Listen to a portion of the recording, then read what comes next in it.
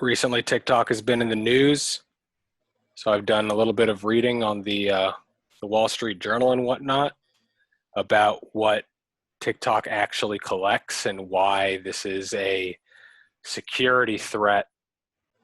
You know, some of the things that I'm interested in is, Google isn't a security threat, Twitter isn't a security threat, but TikTok is, because I believe they actually do collect similar things, but TikTok really does collect things that, at least in this article, says that they don't need to collect. So, US Secretary, and I'm reading off of the Wall Street Journal that I looked into, called TikTok User Data, What Does the App Collect and Why Are US Authorities Concerned? Written by Robert McMillan from and Liza Lynn and Sean Lee from the Wall Street Journal. U.S. Secretary of State Mike Pompeo has indicated the Trump administration is considering limiting U.S. users' access to the popular video messaging app TikTok. The Chinese-owned company has faced scrutiny in Washington as concerns grow that Beijing could tap the social media platform's information to gather data on Americans. TikTok, which has said it wouldn't hand U.S. users data to Chinese authorities, has exited 2 internal markets in recent weeks as the first global social media sensation to emerge from China seeks to navigate a variety of geopolitical tensions. And then what kind of user data does TikTok collect? If you use TikTok, the app collects a range of information such as location data and your internet address, as location data and your internet address according to its privacy policy, and it tracks the type of device you are using to access its platform. Doesn't seem too bad. In stores, your browsing and search history. It stores your browsing and search history as well as the content of messages you exchange with others on the app. Sounds like kind of any other app. The location data is interesting, but I think they use location data. In my TikTok, I'll get like, hey, Marylanders be like, and then it's, something along those lines. So Yeah. kind of figured it stored that. If you opt in, TikTok says it can collect your phone and social network contacts, your GPS position, and your personal information, such as age, phone number, along with any user-generated content you post, such as photos and videos. It can store payment information too. So it has the ability for payment information. TikTok also gets a sense of what makes you tick. It can track the videos you like, share, watch all the way through, and rewatch. Is any of this unusual? Other social media platforms such as Facebook and Twitter also collect large amounts of information about users, but TikTok is facing scrutiny because Chinese apps in particular have a reputation for grabbing more data than required to provide their services, often sending information to advertising networks, said John Callis, a senior technology fellow with the American Civil Liberties Union. Chinese apps are frequently far more abusive than others, as we hate the others, he said. A TikTok spokesman said the app collects less personal data than some U.S. tech companies like Facebook or Google's, whose products track activity across devices. It goes into how secure is TikTok, why is the U.S. concerned? Probably because it's the U.S. versus China.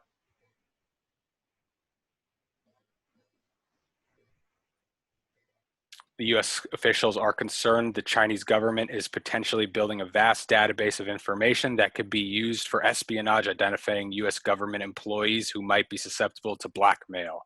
For example, says Susan Aronson, a professor at George Washington University who has written about the national security implications of data collection. There is concern in the U.S., she says, that if TikTok user data could be obtained by the Chinese government, that would enhance any such effort. You can use artificial intelligence tools to sort through it and find an awful lot of data about what you like and don't like, she says. A TikTok spokesman said that the Chinese government has never asked the company for user data and that it would refuse such a request. Interesting. So U.S. government employees are scared that they're going to find out that people like certain things. Yeah, that doesn't kind of the interests and likes and that type of information or data doesn't really concern me. But I mean, there's a huge problem, not a huge problem, but the concern is that it's owned by a Chinese company. Is that right? TikTok? Yes. Okay. So yeah, I guess that's where the concern stems from. But if you were to ignore that fact for a second and look at just TikTok, I did look at the actual security vulnerabilities of TikTok, and there's a lot of companies that basically are either paid or on their own will explore different platforms or applications and look for vulnerabilities, and they can do a lot with that information once they find them. But a lot of them will go to the companies and disclose vulnerabilities and make sure they're aware of it, kind of for the greater good of things. Mm-hmm. But I was looking at TikTok vulnerabilities published by Checkpoint in December of 2019. And there's a lot of things from an individual or user's standpoint. There's a lot of security flaws. So I'll just go through some of them. But basically, you can send someone an attacker can send someone a text message, an SMS message that looks like it's from TikTok that says verify your account or something like that. And they'll be able to, and it's sent from TikTok, and the hyperlink is actually something, is a website or anything that the attacker can choose, wants the victim to go to, right? And one of those, an example is being, they send them in a text message from TikTok. It says verify your account. They click it, and it goes to a TikTok page that has a search in it, and there's a vulnerability within the search that the victim will go to that URL. It will bring up the search, and it'll automatically populate the search bar with JavaScript code. And this is called cross-site scripting. It's a type of vulnerability where basically once you go to the hyperlink, it automatically executes whatever JavaScript code is that the attacker wants to. So and a further example is that once the search bar pops up, it executes a certain block of JavaScript code. And so, an example of some of those functions can be, I can create a video in your account that I created a video, and I can publish it in your account just by you clicking the link. Mm-hmm. So you talk about deep fakes or anything, or any politicians, I can create a video, and just by you clicking a link, it gets published to your account. Yeah. I can change any of your private videos to public by you clicking a link. Okay. And I can also get your wallet information. I can get all of your credit card information by the same thing. You clicking a link, it goes to a TikTok search, and it automatically executes the JavaScript code within the search bar. And I can do a lot of different, very malicious things. I can get all of your contact information. I can post fake videos to your account without your consent. These are all like very big security flaws that it needs to be enabled by you clicking something or doing something, but it's I can get you to do that pretty easily. Yeah. So there is a huge amount of flaws to get your data or to publish stuff that you wouldn't want to publish or that's even fake. And that's kind of the actual security vulnerabilities. But in terms of the data that it's actually collecting, I agree that the likes and interests and maybe browsing history and that stuff is not that important. We're talking about credit card information. That's a whole nother thing. But like collectively, all the stuff together and the fact that it's owned by a Chinese company or and some of their investors or whoever's on the board, they have some other influences in China. That is very questionable and concerning. And so I could easily see why a lot of these, especially companies that people who are employed by companies that have their work information and stuff on their phone with TikTok, a lot of these vulnerabilities would make that stuff exposed. And so I can see why a lot of companies would ban TikTok from their employees from using TikTok on their phone. I can see that. It's pretty clear to me why. Yeah, that makes sense. Amazon was Yeah, most although they notably backtrack for some reason. one of the first ones to do it. And TikTok is, so reading from Wikipedia, it's a Chinese video sharing social network service owned by ByteDance. Um, and it was a Beijing-based internet technology company founded in 2012 by Zhang Yiming. It's used to create short dance, lip sync, comedy, and talent videos. And ByteDance, I believe. So TikTok was launched in 2017 for iOS and Android in most markets outside of China. However, it only became available in the United States after merging with Musical.ly. So that's kind of interesting on that end. So it merged with Musical.ly, which was a social media service headquartered in Shanghai with the U.S. office in Santa Monica, California. Interesting. Yeah, it makes sense that, we're kind of wary of our data and how it's being used. And Without just our not, consent. yeah. It's not even like something that's buried at the bottom of some acceptance terms or whatever, something you can opt in or opt out of.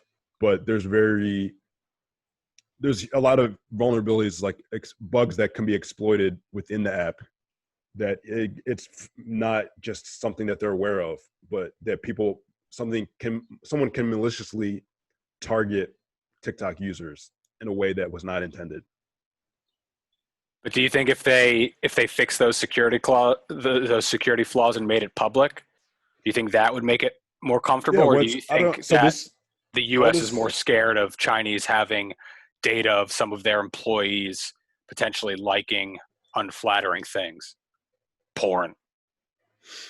I mean, I don't know about the porn, but like obviously, so that's always going to be concerning no matter what, I think. But that coupled with the actual nature of the security vulnerabilities that were disclosed, and that was in December 2019. I don't know what they've done to mitigate that or what releases they've pushed that fix any of those. I don't know what they've done, but if they were to fix them and publicly say what we fixed and how, some of the fixes, what it mitigates, I mean, that's obviously something that's absolutely necessary and a first step, but that trust is already broken. And that combined with the fact that it is owned by a Chinese entity, that's never there's no way to fix that problem. So yeah, like I would have to look further into what they've done with the actual vulnerabilities, how they mitigate that. But TikTok is a young, immature company. So it's not that surprising that they would have these kind of vulnerabilities. And you see them with a lot of other software companies. It's not, and that they're not willing to share it yet. They're like, even if they're not, well, it's been found. So people find them regardless. So some of them they're not even aware of until someone finds it for them, basically. So it's not like they knew it was a possibility and that they didn't tell anybody. It's that they were naive, if you want to say that, or just unaware. And then there's these companies or individuals who will either hack it for malicious purposes or for as a job, or TikTok can pay someone to basically attempt to hack them and tell them where they're vulnerable. Yeah, but in terms of the data, it's a new company. Data is very valuable. So, the U.S. is trying to access it because I think the servers, I want to say,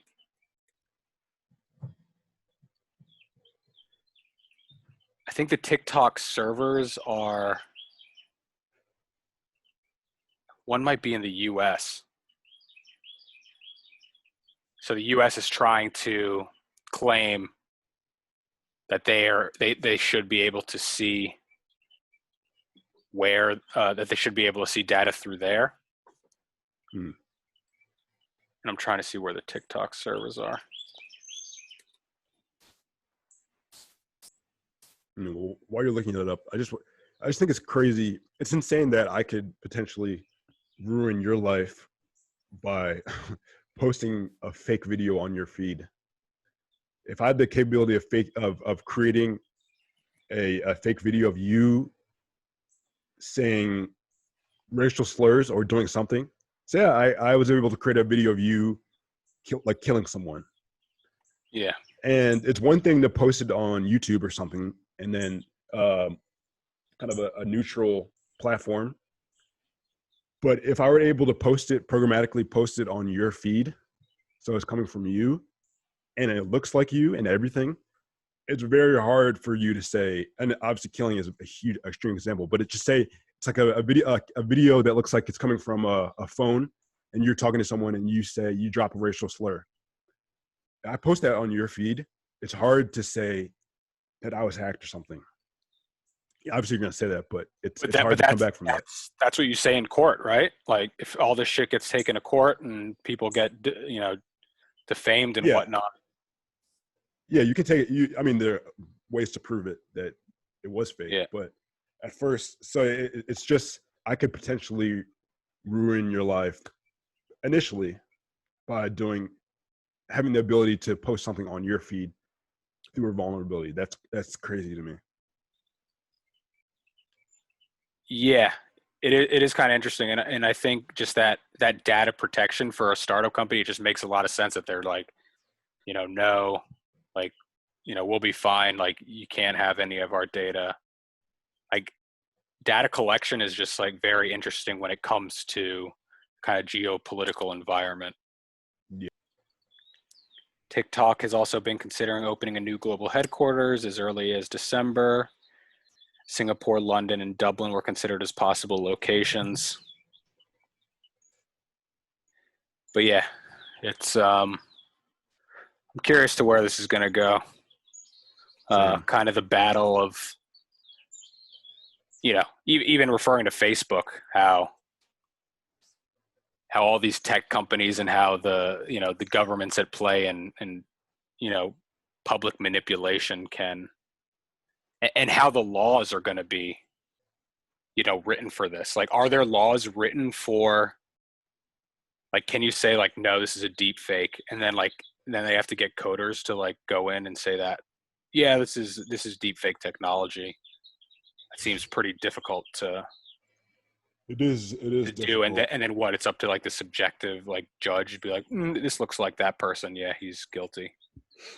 It doesn't seem like you can like really count some. Like if somebody's like, that's a deep fake, and then if you can't prove it, then it's everyone's at a standstill. That's what I'm saying.